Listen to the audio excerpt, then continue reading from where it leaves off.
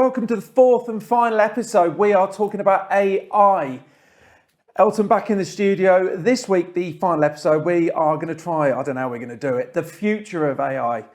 Elton, welcome back. Let's try and get this wrapped up quickly. Right, everything is being amended, updated, changed. What can you see being added that perhaps we haven't got yet? I know that's the million-dollar question. Yeah. But there's sort of things you mentioned in episode 2 about having your own computer that does it for you rather than.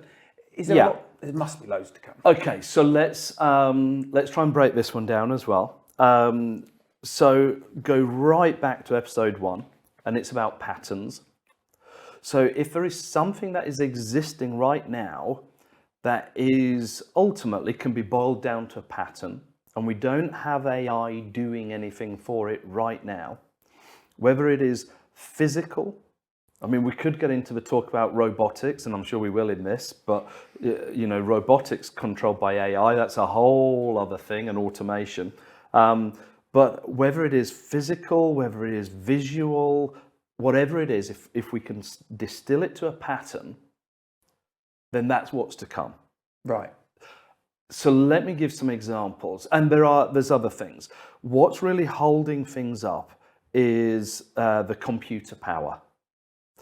But of course, there's a whole other topic about quantum computing, and we're getting at the crossroads where we're about to get it. So this is where we can compute at a whole different level. Because when we talk about something really simple, like I'll put something into ChatGPT, a hell of a lot of computer power goes into that. Okay. Can you just explain quantum computing? So in layman's terms, let's just think of,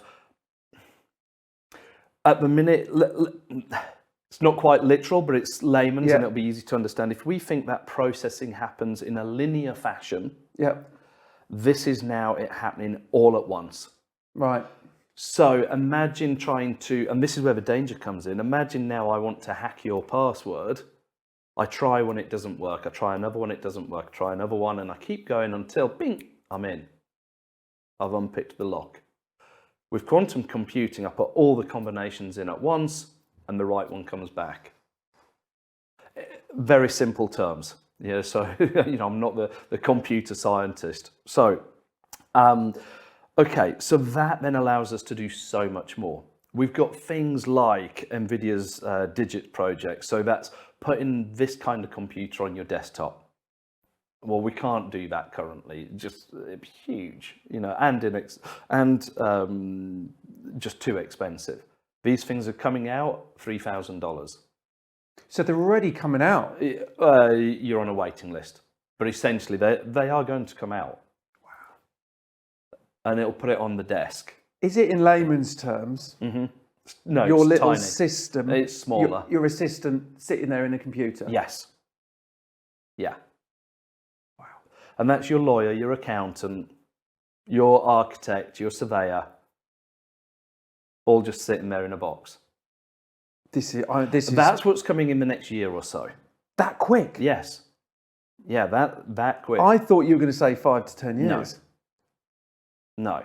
So I think, and again, this is all about adoption. I did, in fact, you were there. I did a presentation.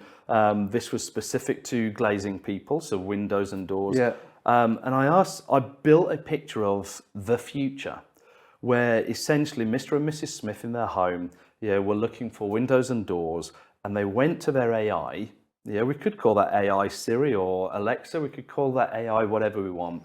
They never went near a search engine. They never went to a showroom. And essentially, within minutes, they had the mood board, the quote. Yeah, they signed it off, and their windows were booked in for fitting. Frictionless purchases, just like we do with Amazon. It's where one click was so important to Amazon. I remember that because you even had reviews of the company suggested. All sorts in there. Yeah. Yeah, all came back from the assistant, no use of Google. No phone call to a sales guy. And I asked the question of the room. And actually through that presentation, it was the first time I'm like, how do I continue from this? Because I said, is this coming in 1 year? I knew that nobody would say 1 year. 3 years, 5 years, 10, 20. And I expected 10 and 20 and what came back was 5. So this industry, okay, a niche within the wider industry we're talking about, but still no more advanced in terms of future thinking, pioneers of technology. That audience said 5 years. I didn't tell them 5, that's what they told me. We need to stand up and listen to something like that. An audience telling us that in 5 years, people won't even go into a showroom. Forget what that means in terms of, well, you know, I'm a bricklayer, I don't have a showroom. No, what does it mean in the mind of Mr. and Mrs. Smith? Where are we changing? If that's where things are going, what does it mean to us? Huge change is coming, and it's coming really fast. We've got to look at automation, robotics. Yeah. They've been out a while. I think it was Australia. I saw this robot. I wouldn't say laying bricks. It'd be an insult to any bricklayer. It was a shit show, really. My view, personally, back to the character, the personality. Every trade has a different way of working. Yeah. Now you'll probably get to a similar end result, but the robots that I was watching. Yes, if you're running the line, laying blocks or thermalites, whatever, fine. Anyone can bloody do it. But let's say there's a real change in detail. So you suddenly start corbelling the brickwork. You've got an archway, you've got a round window, something different. Suddenly you're going to start changing bond. And then the muck you're using has got a couple of stones in it. How did the bricklayer learn how to do that? Experience. Well, obviously training, but an element of experience. Experience. So I would say experience equals repetition, equals pattern. But if the robot is laying these bricks, the muck isn't right. Say it's a hot day, it's picking up really quick. And the robot doesn't have access to AI, which has access to the weather forecast. How would it know? That robot couldn't suddenly stop and then go knock up another gauge of the right mix. That one wouldn't be knocking it up, though, would it? That one would be relying on the knocking up robot. Maybe it's my age, but I'm trying to defend the good old trader, right, but it is frightening. So here's the challenge. Putting in stuff like that will be, to begin with, prohibitively expensive. But it will be here. The question, what I refer it back to, I remember years ago when we were putting in the first set of bifolds, the first water underfloor heating system on a low board. Yeah. Massive money for big houses because it was brand new, it was innovative, it was efficient, all the rest of it. But now every Tom, Dick and Harry's doing it. Is it going to be like that with these sorts of things? Yes. Here's the thing. When you're talking about mucking up, I guess you're meaning with a shovel and, as I've done many, many times before, we just put water in the middle and hoping it doesn't leak out the side. That's what you mean, isn't it? In a mixer, yeah. Chucking it in a mixer. Oh, you meant in a mixer? Oh, in a machine. Oh, so you didn't mean on the floor on a bit of board? No, I meant in a mixer. Wow. The future. It's amazing how all of us, by the way, this is the human thing. We all accept change until a point. Now, my late grandma never had a phone in her house. Technology gone mad. People can actually call and talk to you in your house. Technology gone mad. What, you mix? You don't just put it on a board. I've done that plenty of times, and I'm sure you have too. Yeah. Chasing the water. I don't want it to escape down the road. No, you're talking about, whoa, what, in an actual mixer? Next, you'll be telling me there's companies who actually put it on site so it comes out mixed.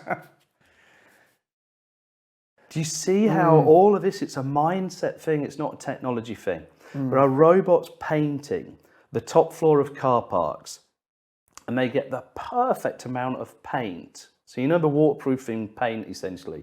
And they get the perfect amount on every millimetre. No trade can do that. They can't. Even the best guys are not doing that manually. My neighbour's house, there's definitely there's a different bit, the jointing might be a little bit wider on some levels. So the bed isn't perfect. I think the fascinating thing over the last 4 episodes is there's so much unknown that people need to get their head around. Because yes, I've spoken to you. Yes, I've spoken to others. Yes, I've researched it. But even in 4 episodes, my brain's just gone boom.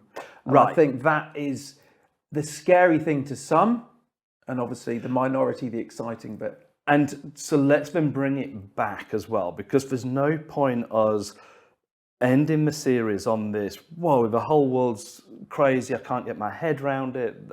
That doesn't help anybody. No. What helps is this. Don't ignore it because it's coming. Yeah. Don't ignore it. It is coming, and it's not whether you want it to come. It's coming regardless. Yeah. Get involved now in a really simple way, because when Google updated its search engine to put some AI in, the reason I wasn't freaked out is because I'd already used Google the day before and it didn't have it in. When Apple update their phone to another operating system and it looks slightly different, I didn't freak out because I'm already used to using it. It was just a little bit different. I just had to get used to a little bit. Yeah, that's the purpose of getting involved now, small, building up. And I think the other thing to summarize, use it for what you need it for. Just because it can turn your 100%. logo into something amazing. Yeah. Why spend days trying to get that right? Unless you're fascinated. But then call it your hobby. Well, there's a big difference between your hobby and what's good for the business. Correct. Yeah. You know, I'm a big, so many people in business, they'll get the new fancy tool. They didn't get the tool because it's going to make them more efficient. I know that's what they told the wife, and they even told themselves. But no, you didn't. You got it because you went in and you thought, Like that. like that. Yeah. Just be honest with yourself. You can still lie to everybody else, but be honest with yourself and say, do you know what? I am going to mess about with this AI with my logo. Not because I need it. I just think it's really cool. Fine. But that's a hobby. That's not a business. As long as we know why we're doing things, it doesn't matter. But I would say get involved now. That's the key thing, isn't it? Get involved now. Yeah. Don't be afraid of it, but don't ignore it. Wise words. Elton, thank you. Thank you. Well, that is unfortunately the 4th and final episode, but I do think we're going to be coming back to this later on in the year. Maybe some case studies. It's going to have developed frighteningly by the sound of it. So I think for the time being, get involved. It's not going anywhere. Start off slowly, look at what's good for your business. And as Elton says, if you want to do a hobby of improving your logo or doing a bit of fancy changing photos or videos, then great. But remember, it's here to stay. But I think importantly, use it for what your business can benefit from, not just because it's there. And we'll be back very soon with another series of Tools for the Trade.